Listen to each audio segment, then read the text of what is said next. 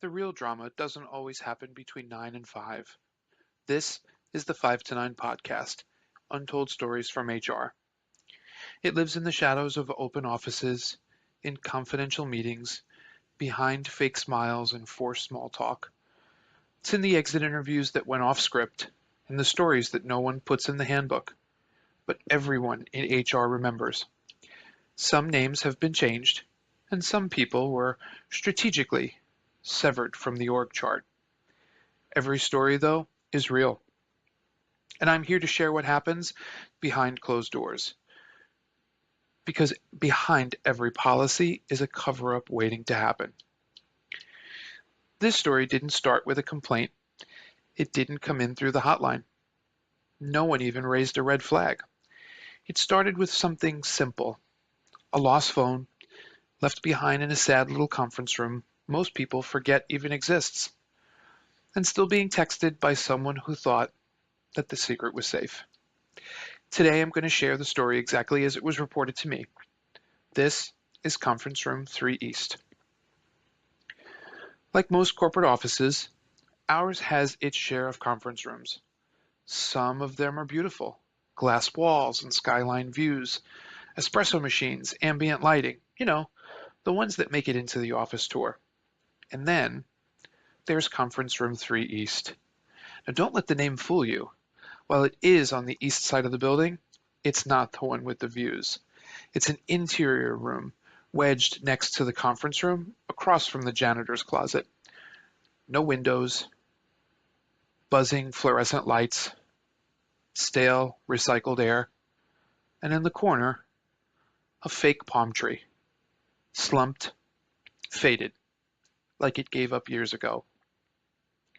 No one books Conference Room 3 East unless every other room is taken, or unless they don't want to be seen. It was a Thursday. Housekeeping went into the conference room shortly after 1, just after a 2-hour meeting block. They were doing their usual, a quick refresh, wipe the table, reset the chairs, you know the drill. No one was inside, but right dead center on the table was a phone.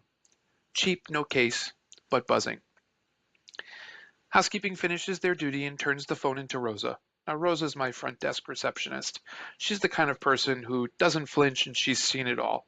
She's actually worked for us longer than I've been in HR, but even she was unsettled. Immediately, she pings me on Teams. Busy? No, I said.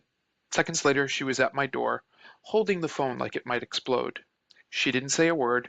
She just handed it over and walked away.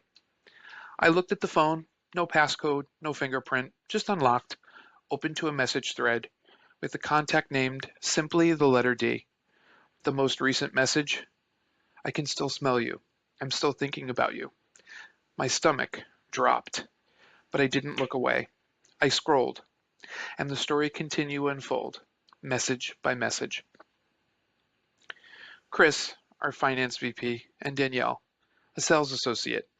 This wasn't just flirtation. This was a full-blown affair.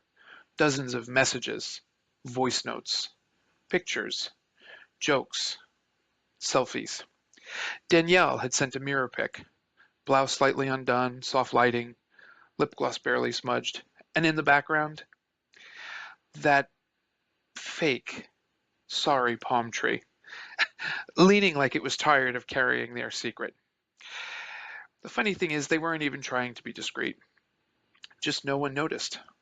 The phone, well, it was Chris's, but certainly not his work phone, and definitely not his personal phone, which had pictures of his wife and his children and soccer games and vacations. This was a separate device just for his women, a burner phone. Danielle is still texting it like everything is fine, and I kept scrolling, and the worse and worse it got. Danielle wasn't the only one. There were messages from interns, coordinators, analysts, most of them younger, newer, easier to impress, easier to manipulate, perhaps. After getting my fair share, I looped in IT. We pulled badge records, calendar logs, room reservations, Teams messages. The pattern became very clear. The same setup, the same phrases, the same rhythm. Chris, a creature of habit, booked most of his meetings in his office, always with the same titles: vendor deep dive, internal prep, sales strategy, nothing specific, all just cover. But Danielle, interestingly, she was the only one using Conference Room 3 East, which made her different. By the end of the week, as I concluded my investigation, 3 more women came forward. One walked right into my office, another report submitted anonymously, the third sent screenshots, dated, detailed, all familiar. Each of them thought it was different. Each of them thought they were special. They thought they were the exception, that he saw them. But he had a system, an elaborate one. I'd seen enough. I'd called our CFO, Benny, told him what I found. I urged him to take action immediately, to which he placed Chris on administrative leave. The last piece in my investigation was to speak to Danielle, so I called her. Her voice was calm, polite. Before I could speak, she said, "I spoke with Chris. I assume you need me to come in." I told her she needed to take the day, but we would meet in the morning first thing, to which she agreed. I got in early, still processing. Danielle showed up to my office almost an hour ahead. No makeup, hair pulled back, eyes red, shoulders stiff. She walked in, sat down saying nothing, and after a long pause, she said it started with dinners and then kissing, shaking her head. I'm not blaming him. I'm not angry. And it's obvious. She wasn't panicked. She just looked sad. After another long pause, "I didn't expect to fall for him," she said, "but I did." She handed me her resignation. No notice, no transition, just a clean break. As she stood to leave, I asked her, "Why the conference room?" She shook her head again, giving me a soft laugh, leaning forward. The first time was in his office. There were pictures of his kids, his wife. I couldn't go back in there. 3 East wasn't romantic, but it was private, and it was ours. He told me he would leave, and on the surface I believed him, but deep down I knew he wouldn't. I let myself believe we meant something. Smiling again, softly, she walked out. As for Chris, Chris was terminated the next day, escorted out, also quiet, no fanfare, no eye contact, and no words, just the click of the elevator. As the fog of the affair lifted, a few months later, I overheard conversation in the break room. The usual office gossip, exchanging pleasantries, what people were doing over the weekend, but I heard someone say, "Chris came clean to his wife, told her everything, and she left him." Chris tried reaching out to Danielle, calls, texts, Facebook messages, but she never responded. It seems that when Danielle walked out of the building that day, she also walked out of his life.